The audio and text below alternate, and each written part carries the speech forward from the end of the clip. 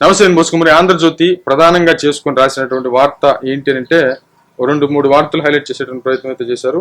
ఉత్తరాఖండ్ లో జల ప్రళయం వీళ్ళు కూడా హైలైట్ చేశారు. ఈ వార్తను అయితే హైలైట్ చేసినటువంటి పరిస్థితులు అయితే ఉన్నాయి. దీంట్లో నలుగురు మృతి, 70 మందికి పైగా గలంతనేటువంటి విధంగా, గలంతైన వారిలో 11 మంది సైనికులు అనేటువంటి విధంగా రాశారు. అదేవిధంగా 2 గంటల వ్యవధిలో 2 సార్లు మేఘా స్ఫోటనం అనేటువంటి విధంగా హైలైట్ చేసేటువంటి ప్రయత్నం చేశారు. ఇకపోతే అబద్ధాల రాతలతో అతుకుల బంత, జగన్ రోత పత్రిక బురద కథనాలు అనేటువంటి విధంగా ఒక వార్తను హైలైట్ చేసేటువంటి ప్రయత్నం అయితే ఆంధ్రజ్యోతి చేసింది. 11 కోట్ల నగదు చంద్రబాబు పెట్టించారట. తీగల విజయేందర్ రెడ్డి టీడీపీ మనిషి అనట. ఎక్కడో ఆంధ్రజ్యోతి ఎండీతో దిగినటువంటి ఫోటో చూపించి ఇద్దరు దగ్గరే చిత్రాలు అనేటువంటి విధంగా ఒక ప్రొజెక్ట్ చేశారు. మోకాలికి బోడిగుంటికి ముడిపెట్టి వెరితనం, సొంత పాఠకుల చెవిలో జగన్ పూలు, చివరెడ్డి భాస్కర్ రెడ్డితో కలిసి శ్రీలంక వెళ్తుండగా వెంకటేష్ నాయుడు అరెస్టు, ఇద్దరిని ఒకేసారి బెంగళూరులో పట్టుకున్నటువంటి సిట్టు, అయినా సంబంధం లేదంటారా?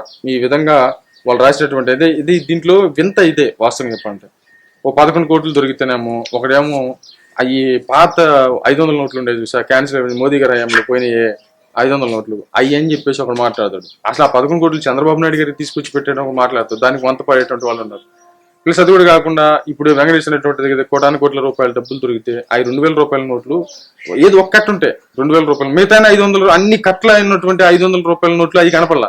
ఆ 2000 రూపాయల నోటు కట్టే అప్పటికి ఖచ్చితంగా ఆ వీడియో తీసే సమయానికి అది బ్యాన్ అయి ఉండదు కంపల్సరీగా. 2023 అది బ్యాన్ అయింది. పెద్ద టైం ఏం పట్టలేదు అది బ్యాన్ అయ్యి.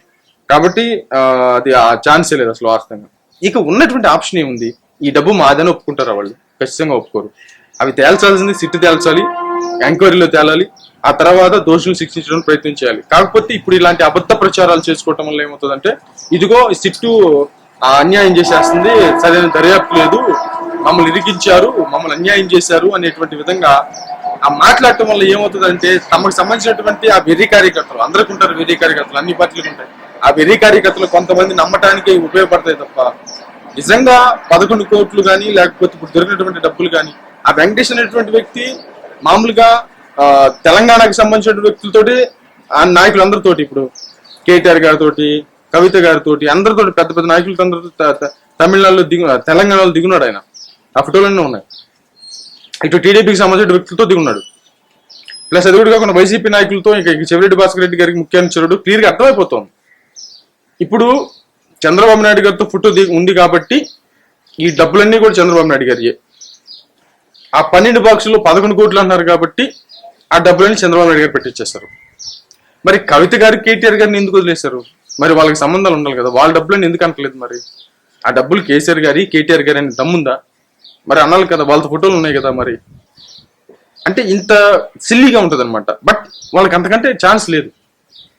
ఇప్పుడున్నటువంటి పరిస్థితుల్లో వాళ్ళ కేసులు అనేవి, వాళ్ళకనే రాజకీయ నాయకులు అందరికైనా సరే కేసులు అనేవి ఏంటంటే మంచినీళ్ళు అంటే శనగలు తిని చేతులు అనుకోవడం అంటారు సరే, అలాగనమాట. వాళ్ళ దగ్గర డబ్బు ఉంది, ఈ కోర్టుకు కాకపోతే ఆ కోర్టుకి, ఆ కోర్టుకు కాకపోతే ఆ కోర్టుకి, ఎట్లయినా సరే దాన్ని మళ్ళించుకోవచ్చు అనేటువంటి లెక్క ఉంది. ఇది ప్రజలు నమ్మకపోవటం అనే దాని మీద రాజకీయం చేయాలి అంతే. ఇప్పుడు కూటమి ఖచ్చితంగా వాళ్ళు సిట్టిని దర్యాప్తు చేసేది వాళ్ళకి ఏదో శిక్షలు వేసేద్దాం, వాళ్ళని తీసుకెళ్లేదు, వాళ్ళని ఏదో జైల్లో తోసేద్దాం, ఇదేదో సినిమా అనుకోబాకండి. ఏమి జరగదు. మా అయితే కొన్ని రోజులు జైల్లో పెట్టగలుగుతారు, ఆ తర్వాత వాళ్ళకి బెయిల్ వస్తుంది, ఆటోమేటిక్ గా బయటకు వచ్చేస్తారు. అది ఏమి ఉండదు. ఇప్పుడు జైల్లో పెట్టించుకున్నటువంటి వాళ్ళు, పెడుతున్నటువంటి వాళ్ళు ఇంతే లెక్క ఉంటుంది. ఇప్పుడు పెట్టినటువంటి వాళ్ళు వీళ్ళు అన్యాయం చేశారు, డబ్బులు కొట్టేశారు అనేటువంటి విషయం ప్రజల్లోకి తీసుకెళ్ళాలి. ప్రజలు నమ్మితే చాలు.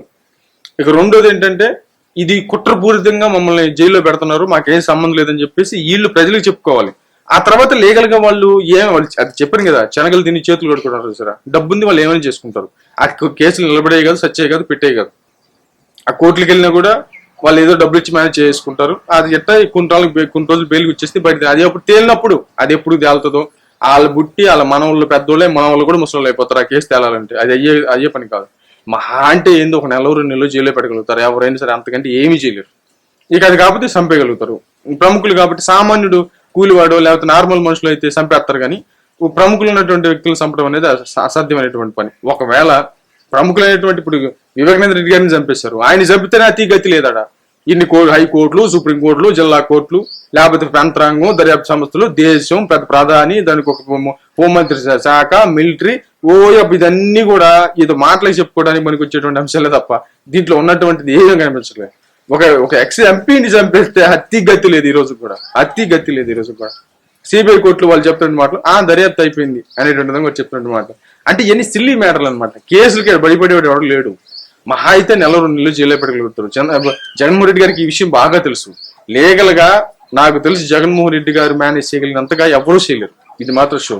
అంత చేయగలరు కాబట్టి 12 ఆర్థిక కేసులు, మామూలు కాదు అసలు. ఎన్ని ఆర్థిక కేసులు ఉన్నాయి ఆయన మీద, పెద్ద ఒక్కొక్క కేసు నిరూపణ అయింది అంటే 10 సంవత్సరాలు జైలు శిక్ష. ఆయనకు ఉన్నటువంటి కేసులు అన్ని వర్కౌట్ అవ్వాలంటే 100 సంవత్సరాలు జైలు శిక్ష పడుతుంది అసలు వాస్తవంగా మాట్లాడాలంటే. అవన్నీ తెలియ కాదు, సత్యే కాదు. ఆయన బాగా మేనేజ్ చేయగలరు కాబట్టి ఈ కేసుల విధానానికి సంబంధించి ఇక్కడ ఎవడు భయపడదు. వైసీపీ భయపడదు, ఇక్కడ ఈ కూటమికి సంబంధించి భయపడేటువంటి పరిస్థితులు ఏం లేవు.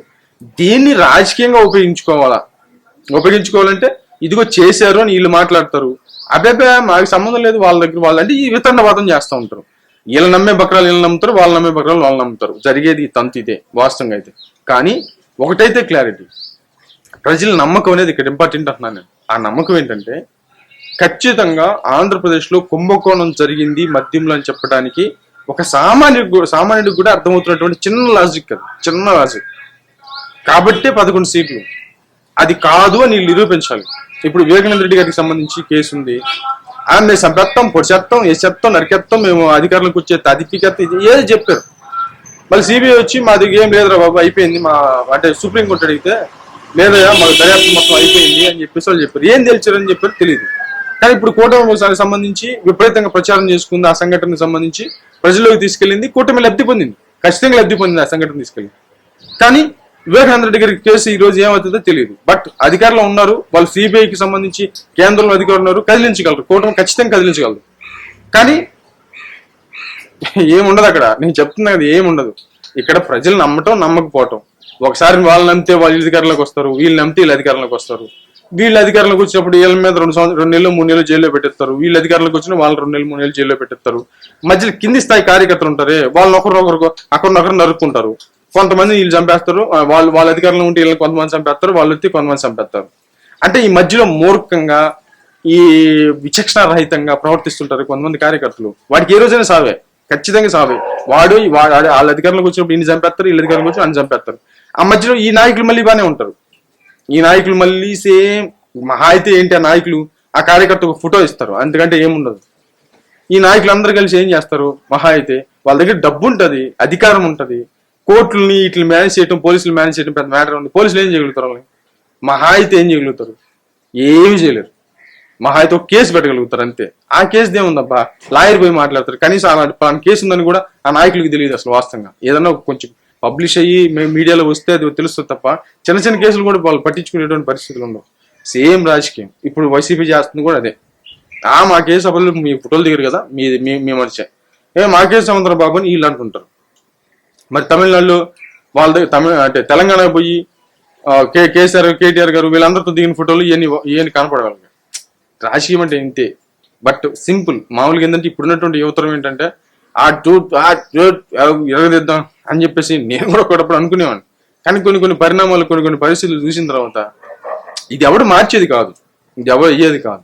ఇంక ఏదో దేవుడు ఏంటంటే పెద్ద మహానుభావుల్ని, ఎవడైనా కరెక్ట్ అయినటువంటి మనిషిని, ఏదైనా వర్కౌట్ అయ్యేటువంటి మనుషుల్ని, ఎవరన్నా ఒక మంచి నాయకుడిని పంపించాలి. అప్పుడు కానీ నికాసైనటువంటి ఇట్లాంటి ఒత్తిడికి తలగ్గకుండా ఇలాంటి విధానం అంటే కొన్ని ఏదన్నా అలవాటు అయ్యే కొద్ది ఏదన్నా మార్చేటువంటి కొద్దిగా మార్చేటువంటి విధానం ఉన్నటువంటి ఒక కొత్త నాయకత్వం అయితే కష్టం ఆంధ్రప్రదేశ్కి కావాలి. మరేమైతే